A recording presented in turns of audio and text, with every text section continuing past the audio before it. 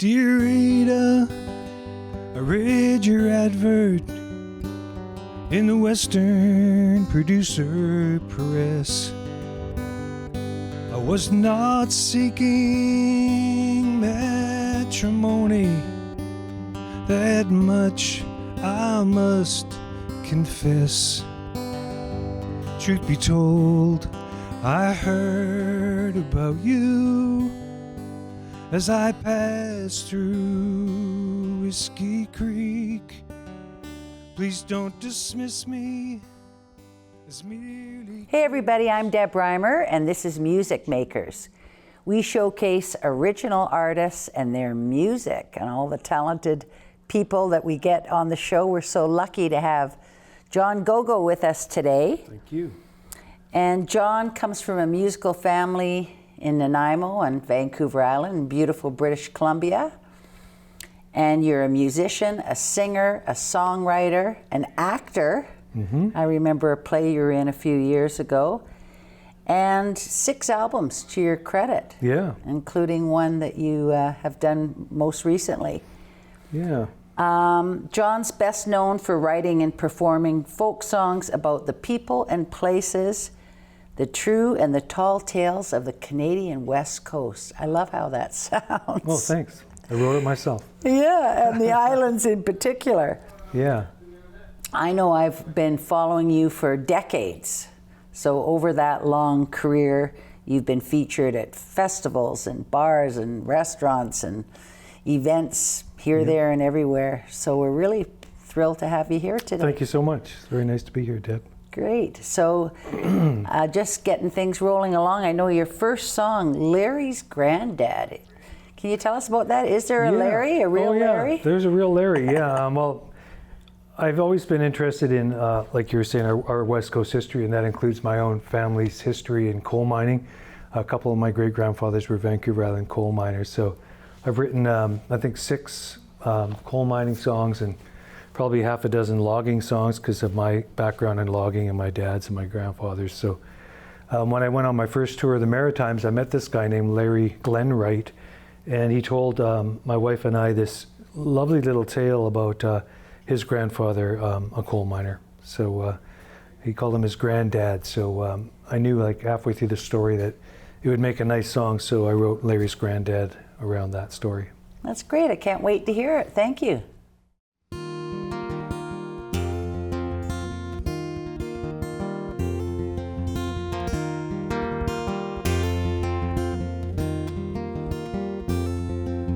Trust your instincts, follow your heart, play the cards you're handed. That's the way I look at life.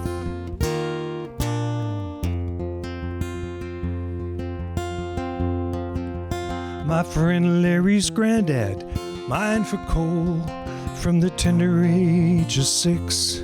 Well, his stepfather swore he could teach this new dog old tricks.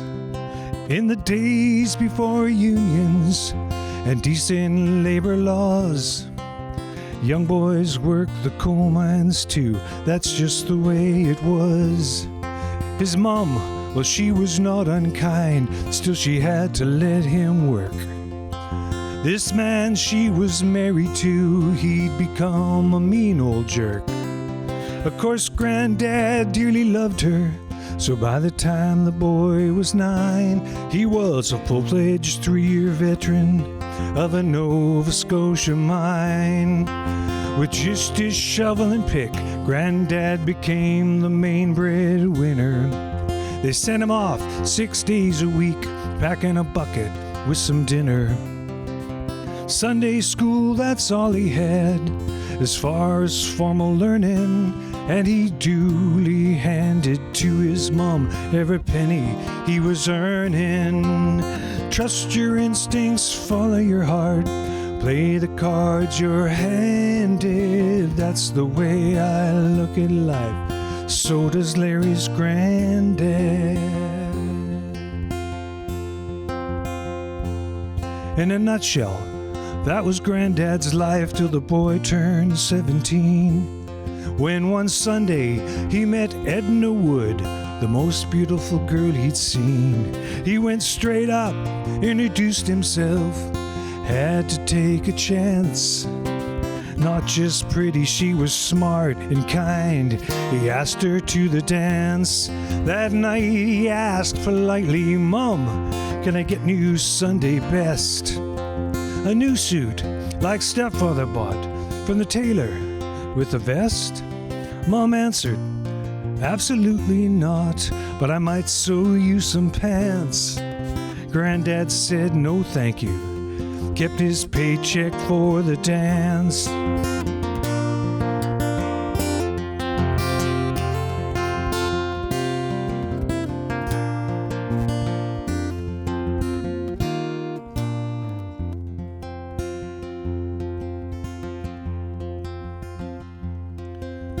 "45 years have come and gone.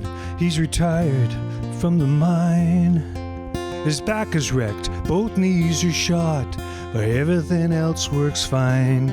Well, he's kinda hard of hearing, and his breathing not so good. Still, all is right on Saturday night at the dance with Edna Wood. Trust your instincts, follow your heart, play the cards you're handed. That's the way I look at life. So does Larry's granddad. Trust your instincts, follow your heart, play the cards you're handed. That's the way I look at life. So does Larry's granddad.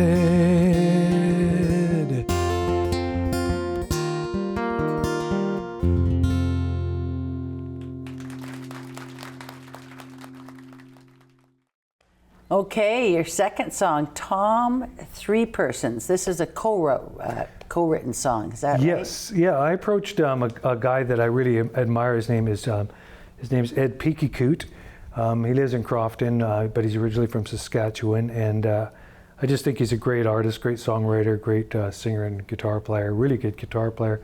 So I asked if he felt like writing a song together, and he said sure. And so I went over and we hung out on his porch and shot the breeze and drank coffee and passed the guitar back and forth, and never got any songwriting done at all. But but one thing he said to me that kind of stuck in the back of my mind is he said, I never wanted to be known as an Indian guitar player. I just wanted to be a guitar player.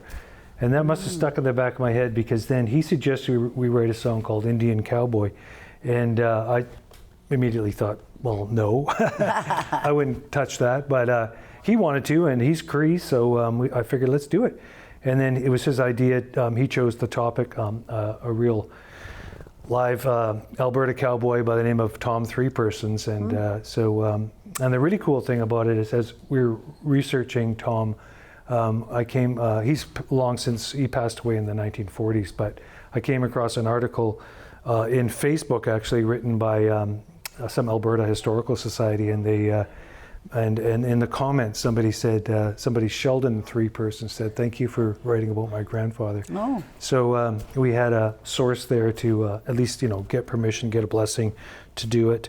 The family was thrilled that we were writing about the grandfather, Tom Three Persons, and then about a year ago now, I got a call from Sheldon to say that they were going to induct Tom into the Alberta Sports Hall of Fame, and would I come and sing at the induction. And so that was quite a trip to go there and hang out with all his grandsons and their extended family. They were the best represented family at the event. What an honor. Yeah, it was amazing. I can't wait to hear it. Thanks. Thank you.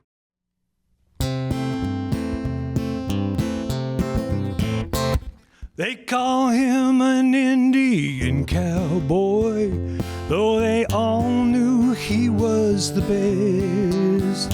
And just like any hard-working cowboy, he just wanted to be like the rest. Some of the greatest cowboys were Indigenous. I defy you to deny my assertions, 'cause riding, roping, rootin', tootin' this cowboy was a legendary Tom Three Persons, hailing from the blood tribe of Alberta, with a gift riding from the very start. Bareback or saddle, no matter. He had a love of horses in his heart. Like so many children all across the country, Tom was taken away, that was cruel. He dreamed of riding clear across the prairie, far away from that residential school. They call him the Indian cowboy, though they all knew he was the best. And just like any hard-working cowboy, he just wanted to be like the rest. Tom hired out on roundup crews, out on the range, that's where he felt at peace. Took a job as a scout in his 21st year for the Northwest Mounted Police. Sick and tired of working for peanuts, with a handful of kids now to feed, he caught wind of an upstart rodeo they were calling the Calgary Stampede. With only his spurs, chaps, and rifle, he rode hard for Elbow River Camp. Tom cleaned up in saddle bronc bustin', the only Canadian champ. They call him an Indian cowboy, though clearly he was not like the rest. The legendary Tom, 3 persons, best bronc buster in the West, the best gall-darn cowboy in the West.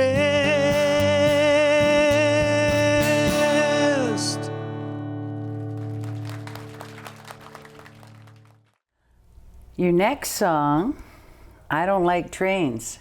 Is that true? Not really. No, I do like trains. There's a couple reasons why I wrote. It's a really old song. It's like at least 20 years old. And I grew up right downtown Nanaimo, and a train would come right through town at 5 something every morning and wake us all up. So that's kind of where I got the title. But then when I started to write it, I started to think about this girlfriend that I had who, every time she would come to town, she would give me a shout, and she called me from the depot, as the song goes. And so it's sort of it's kind of like a country song, I guess, you know, about the gal and all that stuff. And there was always a third reason. I was thinking about this. I was driving here. What was the third reason I wrote that song? Anyway, just because there were so many train songs, I just figured I'll write one called "I Don't Like Trains." And you can't go wrong with a train song. No, you can't. I got 3 of them. Thanks, John.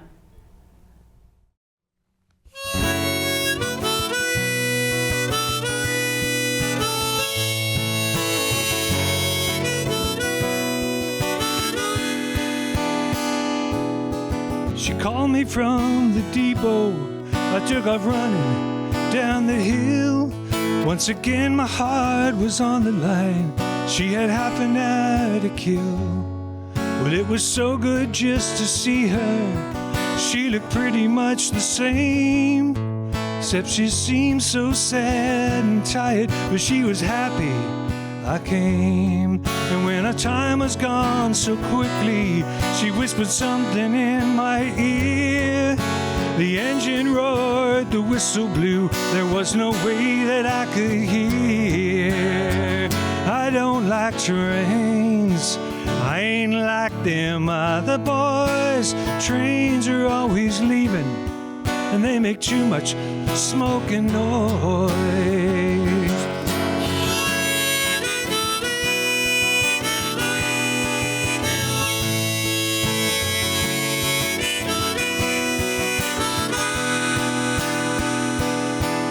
Time when I'm walking in the morning in the rain, I still think about her every time I hear a train. How she comes to town and blows her horn, telling everyone she's back. How she leaves me crushed and flattened like a penny on the track. I don't like trains. I ain't like them other boys. Trains are always leaving, and they make too much smoke and noise. I don't like trains, at least not like all them other boys. Trains are always leaving, and they make too much smoke and noise.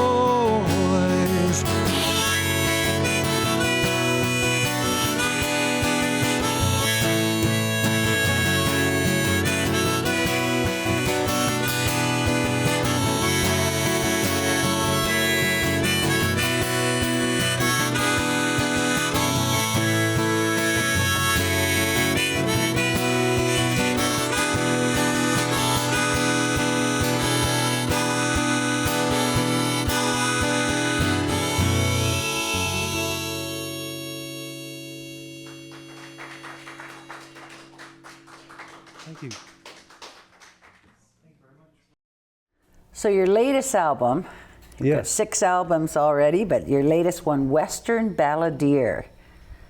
You've had some, wonderful guest players along with your very own daughters. So tell us about making that album. Well, it took a long time just because I kind of let life get in the way, and I'm perfectly happy to do that. So it was a while in the making, but it's not like I work on it all the time. I just put it aside. Anyway, I just start with vocal and guitar, and then I go around to my friends. I got Valdi to sing.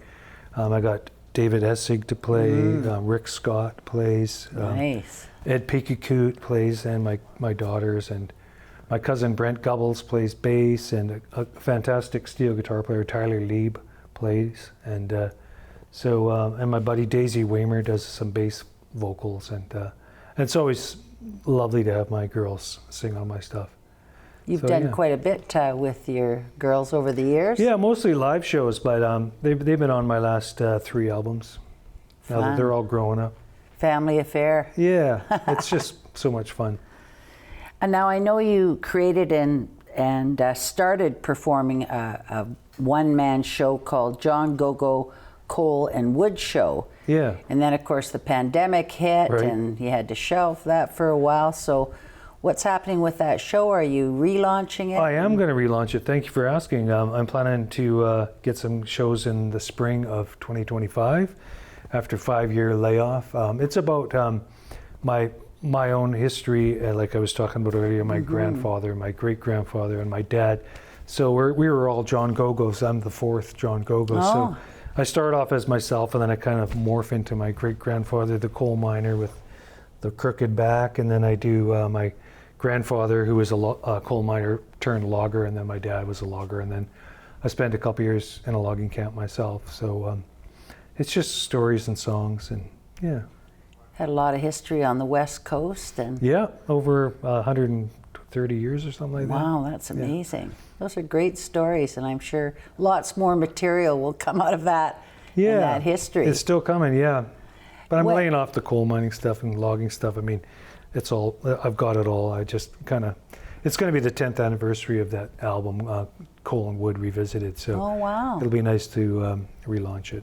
Now, I've heard about Cougar Annie. There's been plays and history and... Yeah, my good friend Katrina Kadowski has a show, Cougar Annie Tales.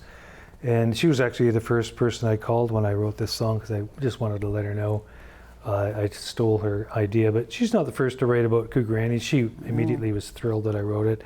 And I tried a different perspective anyway. I tried, because as a lot of Vancouver Islanders know, she was quite an amazing pioneer.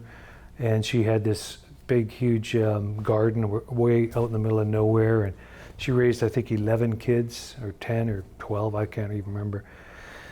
But it was one of the things that fascinated me about her was how many husbands she went through. So I wrote my song from the perspective of a potential suitor. I love it. Oh, thanks. That's a great story. Dear Rita, I read your advert in the Western Producer Press. I was not seeking matrimony, matrimony. That much I must confess. Truth be told, I heard about you as I passed through Whiskey Creek. Please don't dismiss me as merely curious. I am intrigued by your mystique.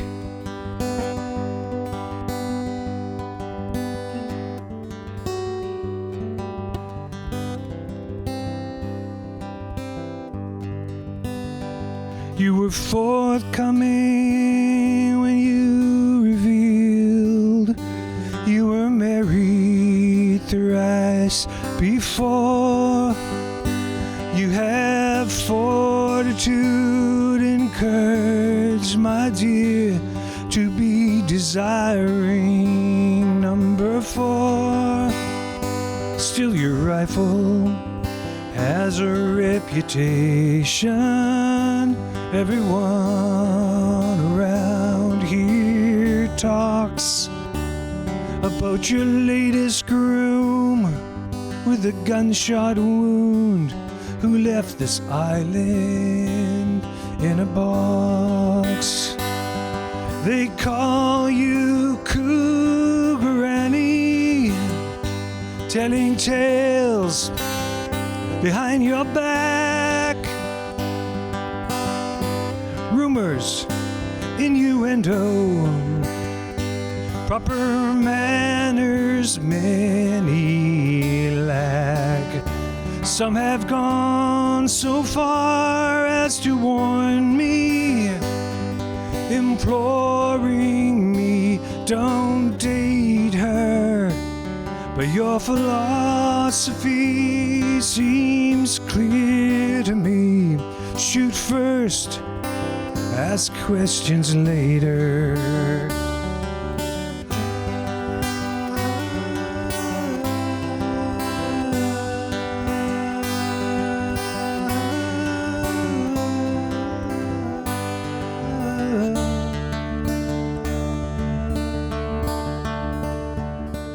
Should a predator lurk at your door whilst your children are at play, there's not a single reason they should lie in wait to pounce and have their way. Tomcats, fat cats, cougars crave conquest, not romance. Your Winchester has been your bestie turned.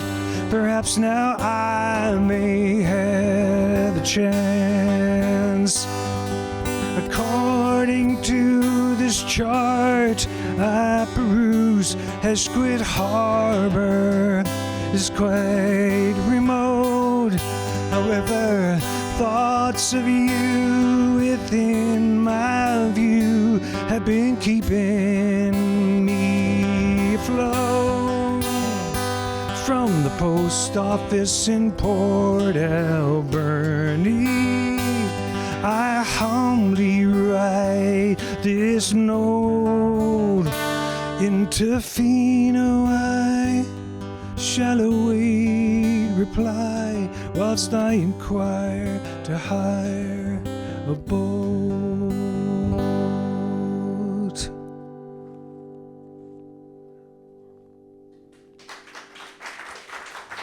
Thank you. Thank you.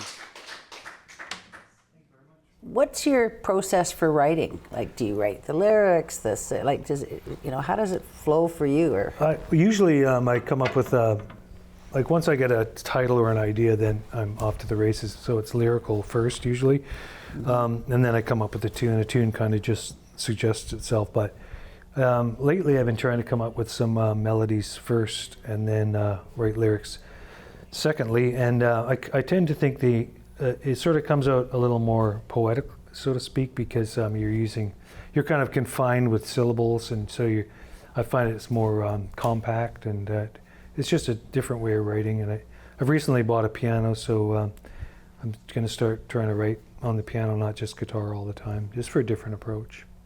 Well, we're so glad to have you on the show. Thank you. Hear your wonderful music. Thank you very much. I want to say a big thank you too to John McKenzie and all our volunteers at Rogers, because thanks, without guys. them, we wouldn't have our show. So thank you so much, and I hope you'll tune in next time for Music Makers.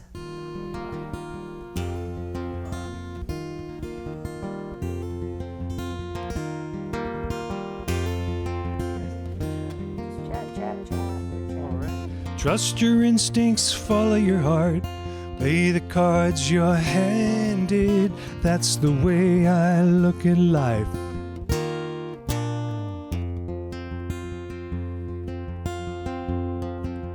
My friend Larry's granddad, mine for coal, from the tender age of 6. Well, his stepfather swore he could teach this new dog old tricks. In the days before unions and decent labor laws, young boys worked the coal mines too. That's just the way it was. His mom, well, she was not unkind, still she had to let him work. This man, she